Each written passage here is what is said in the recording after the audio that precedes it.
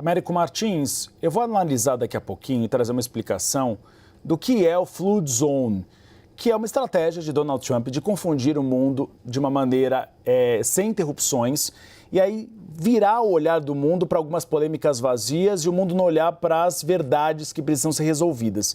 Mas antes eu gostaria de conversar contigo sobre aquele plano negociado pelo próprio Donald Trump por um enviado dele de cessar fogo entre Hamas e Israel.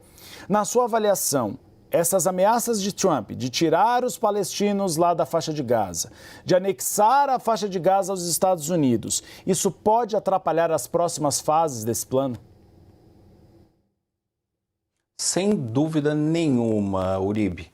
Ontem, inclusive, começou a segunda fase aí de negociações para que esse plano de cessar-fogo seja ampliado e acabe gerando um outro plano, que é um plano de paz, um acordo de paz entre Israel e o Hamas. Vamos lembrar que essa primeira fase do cessar-fogo foi desenhada para durar 6 semanas, com o Hamas libertando 36 dos seus cerca de 90 reféns israelenses que continuam nas mãos do Hamas, o que também é um crime de guerra e um crime contra a legislação internacional, mas o Hamas se responsabilizou por libertar 36 desses reféns, portanto cerca de um terço dos reféns, infelizmente, aparentemente estão mortos já, segundo informações do próprio governo de Israel, e o Israel iria libertar prisioneiros palestinos. Mais importante, os combates seriam suspensos, não teríamos mais combates dentro da faixa de Gaza.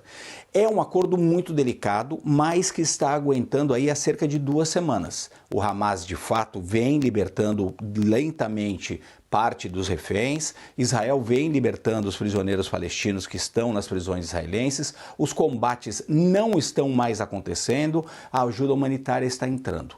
É um acordo muito delicado, muito frágil, mas que está funcionando. O que vem agora, depois dessas 6 semanas? Essa nova negociação, que começou ontem, que levaria à libertação de todos os reféns, a libertação de mais prisioneiros palestinos e o início de discussões sobre como seria reconstruída a faixa de Gaza. E, além disso, a assinatura, esse no melhor cenário, obviamente, a assinatura de um acordo de paz, dando fim à guerra completamente. Esse tipo de declaração do presidente Donald Trump não ajuda nesse sentido, porque nós temos dois lados que não confiam um no outro e que estavam nesse processo aí de ver se um dos dois lados iria eventualmente romper o acordo. Isso felizmente não aconteceu, mas agora os palestinos possivelmente vão usar isso como uma ameaça contra eles e vão eventualmente exigir coisas a mais para libertar os reféns. Não ajuda. Uma outra coisa que não ajuda, Uribe, ontem, nessa mesma entrevista coletiva, o primeiro-ministro Benjamin Netanyahu, ao lado do presidente Donald Trump, disse que ele não vê um espaço para um acordo de paz. Ele diz que a paz vai ser conquistada com a derrota militar do Hamas. Então ele continua adotando uma retórica belicista. Então esses dois movimentos certamente não ajudam, e não ajudam em especial porque nós não temos confiança entre os dois lados. É quase um milagre, na minha opinião, que o acordo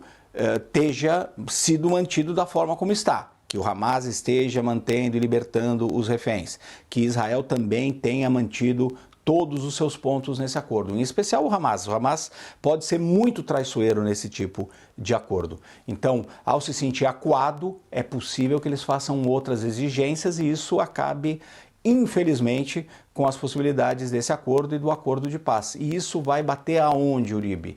Nas famílias dos reféns, que esperam que eles sejam libertados, na libertação de prisioneiros palestinos que os palestinos gostariam que voltasse e, em especial, na criação de um mínimo de boa vontade, um mínimo de acordo entre os lados para que se comece a discutir seriamente, com propostas maduras, como seria reconstruída a faixa de Gaza, como os dois lados poderiam funcionar lado a lado. E só também para concluir, Uribe, essas declarações muito fortes, muito fora da caixa, como o próprio Netanyahu disse ontem, só ajudam os radicais. No final das contas, isso só ajuda a extrema-direita em Israel, que quer anexar a Cisjordânia e a faixa de Gaza, o que é uma ilegalidade, como eu disse logo no começo do programa, e também só ajuda os radicais do Hamas, que vão dizer que não tem condição de fazer nenhum tipo de negociação. É o tipo da retórica que no terreno não ajuda.